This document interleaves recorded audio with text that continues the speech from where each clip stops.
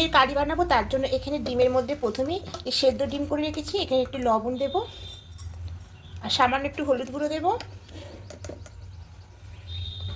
এবার ডিমটাকে মাখিয়ে নেব। এদিকে কড়াই বসেছি, কড়াইয়ের মধ্যে সরষের তেল দেব।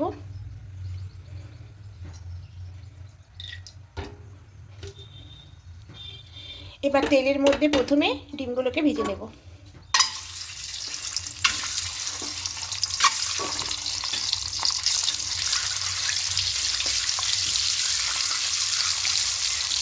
ডিমটা হালকা করে ভেজে নিয়েছি, এর থেকে বেশি কড়া করব না। এবার তুলে নেব।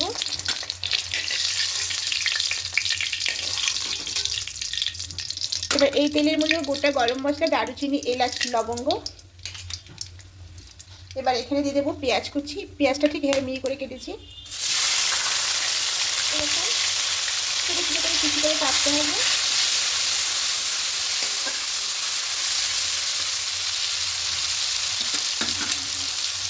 টমেটো কুচি দেবো।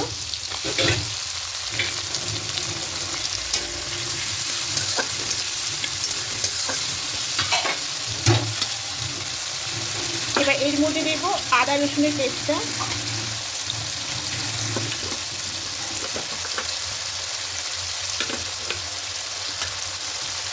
এবার দিয়ে খুব ভালো করে একটু কষিয়ে নেব।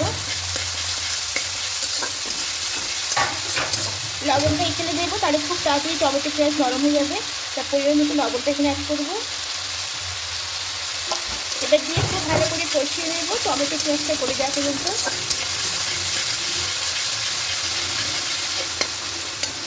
টমেটো পেঁয়াজটা অনেকটাই নরম হয়ে গেছে।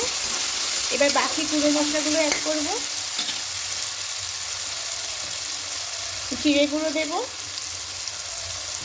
ধনিয়া গুঁড়ো দেব, হলুদ গুঁড়ো দেব, লঙ্কা গুঁড়ো দেব। এবার মশলা পেস্টের জলটা মিক্সিতে পেস্ট করেছিলাম, ওই জলটা দিয়ে দেবো।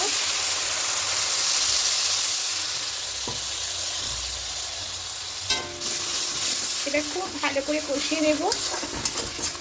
এখানে মিষ্টিটা অ্যাড করব। আমি গুড়ের বাতাসার গুঁড়ো দিচ্ছি।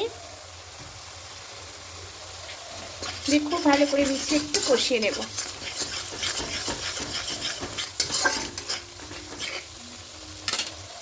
করে কষিয়ে নিচ্ছি, দেখুন মশলাটা তেল ছাড়তে শুরু করেছে। ঠিক এরকম করে কষাতে হবে।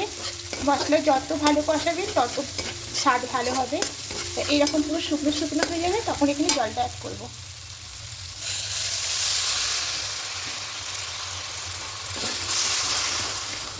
খুব বেশি জল দেওয়ার দরকার নেই, যেহেতু 3টে ডিম আছে সেই পরিমাণ মতো জলটা দেব।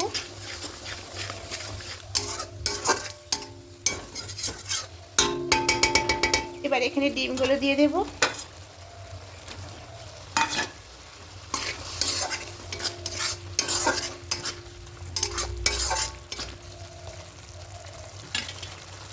এবার ঢাকা দিয়ে একটু ডিমটাকে হতে দেব। এবার ঢাকাটা খুলে নেব। রান্নাটা হয়ে গেছে, অন্যটা প্লেটের মধ্যে নামিয়ে নেব। ঝাল ঝাল ডিমের কারি একদম রেডি। তো বন্ধুরা, যদি আমার এই রেসিপিটি ভালো লেগে থাকে অবশ্যই লাইক করে দেবেন, কমেন্টে জানাবেন।